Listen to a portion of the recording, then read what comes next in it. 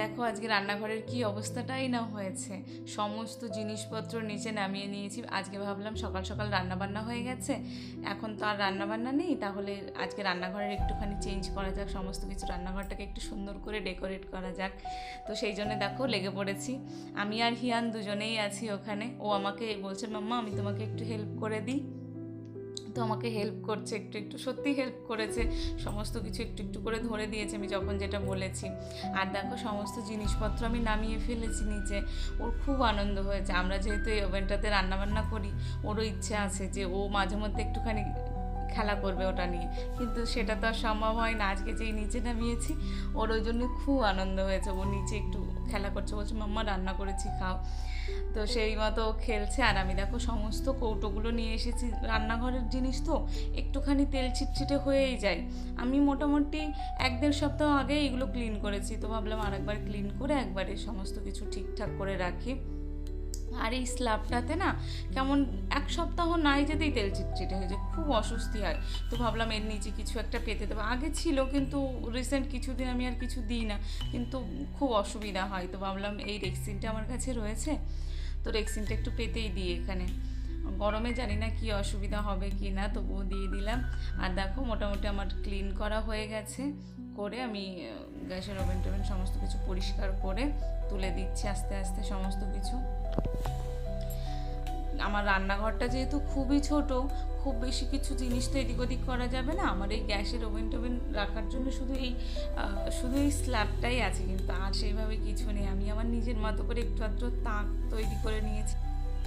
যে কোনো ঘরকে না একটুখানি সুন্দর করে সাজিয়ে গুছিয়ে রাখলে সেটা দেখতে ভীষণ ভালো লাগে, সেটা ছোট হোক বা বড় হোক, যেমনই হোক না কেন সেটা দেখতে ভীষণ ভালো লাগে, সেখানে দাঁড়িয়ে কাজ করতেও খুব ভালো লাগে। তো সেই জন্য আমি চাই মাঝে মধ্যে একটুখানি ঘরটাকে একটু এদিক ওদিক করে রাখলে হয়তো দেখতে ভালো লাগবে, তো সেরকমই চেষ্টা করি। আর দেখো এই র্যাকটা আমি অনেক দিন আগেই নিয়েছিলাম, কিন্তু আমার ছেলে এটাকে আমাকে ইউজ করতেই দেয়নি, কারণ ও কিছুদিন এটা নিয়ে খেলা করছিল। তো ওর খেলার ইচ্ছাটা একটু কমেছে এটা নিয়ে, তারপরে আমি রান্নাঘরে দেখো জিনিসপত্র রাখার কাজে ব্যবহার করছি, না হলে ও আমাকে কিছুতেই ব্যবহার করতে দিত না। এটা তো আজকেই ফার্স্ট এখানে ব্যবহার করছি আমি। আর দেখো বললাম আমি কিছু কাঠের তাক বানিয়েছিলাম, এখানে নিজেদের মতো করে কাঠের তাক করে নিয়েছি। আর আমার কাছে না একটা আর্ট পেপার পড়েছিল ঘরে, ভাবলাম দিয়ে রাখি, তো সে নর্মাল দিয়ে রেখেছি। তার উপর যে কৌটোগুলো রেখেছি, যাতে নোংরাগুলো কাঠের উপর পড়লে সেটাকে পরিষ্কার করা যায় না, কিন্তু একটা কাগজের উপর পড়লে পরিষ্কার করে নেওয়া যাবে, সেই জন্যে দিয়ে দিয়েছি। আর দেখো সব কিছু সাজিয়ে নিলাম।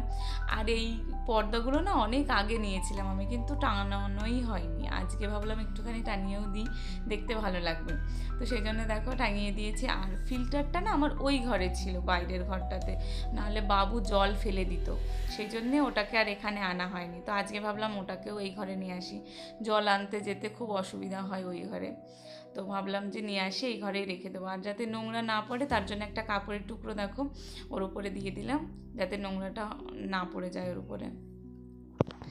আর উপরটা কেমন একটু খালি খালি লাগছে, তো ভাবলাম যে উপরটাতে কিছু একটা দেওয়া যাক। তো দেখো আমার কাছে একটা ছোট্ট মানি প্ল্যান্ট ছিল, রিসেন্ট 2 সপ্তাহ মতো হলে আমি লাগিয়েছি, দেখো যথেষ্ট বড় হয়ে গেছে, তো ওর উপর দিয়েছি, দেখতে বেশ ভালো লাগছে। আর ওখানে আর একটা ছোট্ট কাঠের তাক করেছিলাম, সেখানে একটা ফটো ফ্রেম রেখেছি যেখানে একটা লেখা আছে আর কি। আর এখানে দেখো একটা পাথরকুচি গাছ ছিল আমার কাছে, তো সেটা ভাবলাম দিয়ে দিই। আর আমার ছেলের কিছু খেলনা যেটা ভীষণভাবে কালারফুল লাগছে দেখতে, সেই জন্য দেখো দিয়ে দিয়েছি সাইকেলের উপরে। মেয়েটার হাতটাও ভেঙে গেছে, দেখতে কিন্তু ভীষণ সুন্দর লাগছে, জানি না ফোনের মধ্যে কতটুকু বোঝা যাচ্ছে, কিন্তু সামনাসামনি দেখতে কিন্তু ভীষণ ভালো লাগছে। আর সত্যি কথা বলতে একটুখানি কালারের পরিবর্তন হলেই না চোখে দেখতে ভীষণ ভালো লাগে। আর দেখো ছোট্ট একটা কাঠবিড়ালি, যেটা ওর উপরে রাখলাম, মনে হলো গ্রিন কালারটার সাথে ভীষণ সুন্দর যাবে। আর এখানে কিছু পুদিনা পাতা এনেছিলাম, ভাবলাম জলে ভিজিয়ে রাখি, তো সেই জন্য দেখো একটা কৌটোতে ভিজিয়ে রেখেছিলাম যাতে সতেজ থাকে, কিন্তু দেখো অনেকগুলো কেমন একটু হয়ে গেছে। আর একটা মানি প্ল্যান্টও ওখানে রেখেছি। এবার দেখো দেখতে কেমন লাগছে, অবশ্যই কমেন্ট করে জানাও, আমার কিন্তু ভীষণ ভালো লাগছে। রান্নাঘরটা যেহেতু খুবই ছোট, কিন্তু তবুও মনের মতো করে সাজালে মনে হয় যেন বেশ বেশ সুন্দর লাগেছে সেটা দেখতে।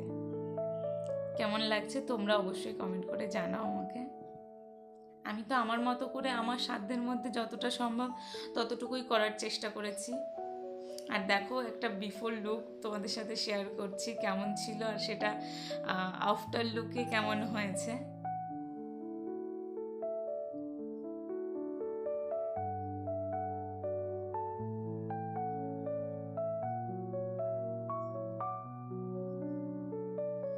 রান্নাঘরটা কিন্তু খুবই ছোট, কিন্তু একটু সাজিয়ে গুছিয়ে রাখলে দেখলাম বেশ সুন্দরই লাগছে।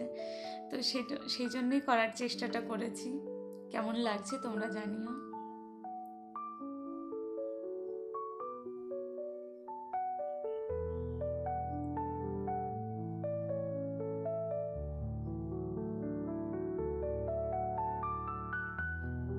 আমার এই ছোট্ট রান্নাঘরটাকে আমার মনের মতো করে সাজিয়ে তোলার প্রয়াস তোমাদের কেমন লাগলো অবশ্যই কমেন্ট করে জানিও।